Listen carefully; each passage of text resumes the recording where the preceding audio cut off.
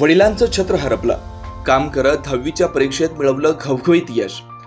खरं तर मोडून पडला संसार तरी मोडला नाही कणा, अशीच प्रेरणा घेऊन कोल्हापुरातल्या विराजनं 10वीच्या परीक्षेत यश मिळवलंय। पाहुयात विराजची यशोगाथा। ऐन 10वीत वडिलांचं छत्र हरपलं, संसाराचा भार एकट्या आईच्या खांद्यावर आला। आईनेही मुलांचं तोंड बघत आलेल्या परिस्थितीला सामोरं जात रात्रंदिवस शिलाई मशीनवर काम करू लागली।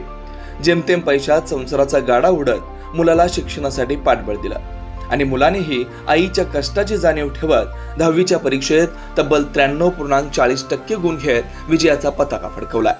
ही गोष्ट आहे विराज विजय डकरेची। विराजने परीक्षेत मिळवलेल्या या घवघवीत विजयानं केवळ आईनेच नाही तर संपूर्ण कॉलनीने आनंद साजरा केलाय।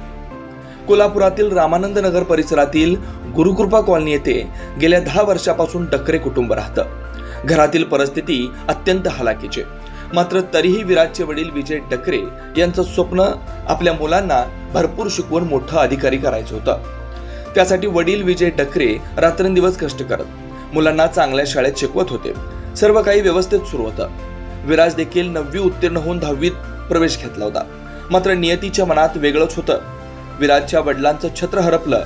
वडील विजय डकरे यांचं ऑक्टोबर 2023 मध्ये हृदयविकाराच्या झटक्यानं निधन झालं।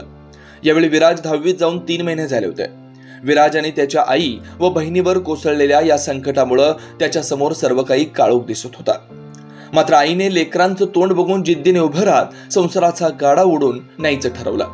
आई रंजना डकरे रात्रंदिवस शिलाई मशीनवर शिवणकाम करण्यास सुरू केले। 140 रुपये एका कपड्याच्या मागे त्यांना मिळत होते।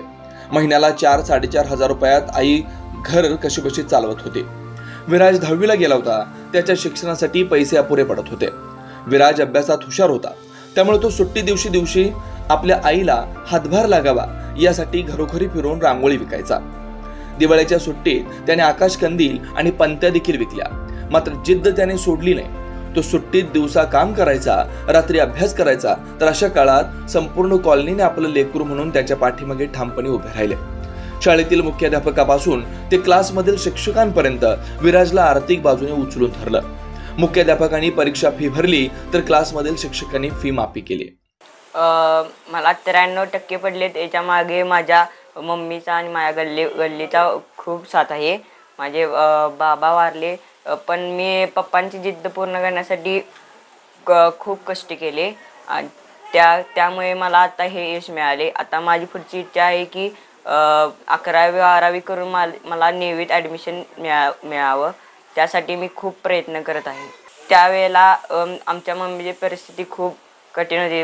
मला वाटत होतं की माझे शिक्षण पूर्ण करण्यासाठी मम्मीचे पैसे कमी पडेल, त्यासाठी मी प्रयत्न करत होतो। दिवाळीमध्ये जेव्हा मी 10वीत गेलो तेव्हा 2 महिन्यातच माझे बाबा वारले आणि त्यामुळे आमच्या घराला हातभार लावण्यास खूप आर्थिक गोष्टीने आम्ही खूप मागे होतो। त्यामुळे मम्मीला हातभार लावा म्हणून मी दिवाळीत पंत्या, रांगोळी आणि असे अनेक साहित्य विकले आणि माझ्या मम्मी हातभार लावला आणि सकाळी जाऊन संध्याकाळी यायचो आणि सुट्टीत आणि सकाळी जाऊन संध्याकाळी अभ्यासला बसवतो आणि थोड्या दिवसांनी बोर्डाची परीक्षा समोर आली। त्याच्या 1 महिना आधी मी खूप अभ्यास केला व 94% गुण प्राप्त केले आणि आता माझी पुढची वाटचाल सुरू आहे। त्यासाठी मी खूप प्रयत्न करणार आहे। काय वाटतं पुढे, काय स्वप्न? पुढे मी नेव्ही मराईन इंजिनिअरिंगमध्ये कोर्स करणार आहे। त्यासाठी मी 11वी-12वी करणार आहे। 10वीच्या बोर्डाच्या परीक्षा जवळ आल्या होत्या आणि अवघ्या 1 महिना आधी विराजने सर्व काम सोडून मन लावून जिद्द आणि चिकाटीने रात्रंदिवस अभ्यास केला आणि या सर्वांचं त्याला मिळालेलं सहकार्य आणि धीर या मदतीवर विराजने 10वीत तब्बल 93.40% गुण घेत विजय झाला। आईने केलेल्या कष्टाचं त्यानं चीज केलं। निकाल लागताच आईच्या डोळ्यातून अश्रू अनावर झाले। विराजने भरपूर कष्ट केले। शिक्षणाला त्याला यश मिळण्यासाठी त्यानं सकाळचं उठून अभ्यास करून खूप आपल्याला मोठं काहीतरी बनायचं आहे आणि मार्क चांगले काढायचे आहेत या पद्धतीने त्यानं खूप प्रयत्न केला आणि माझी घरची परिस्थिती जरी बिकट असली त्याला त्याची जाणीव होती।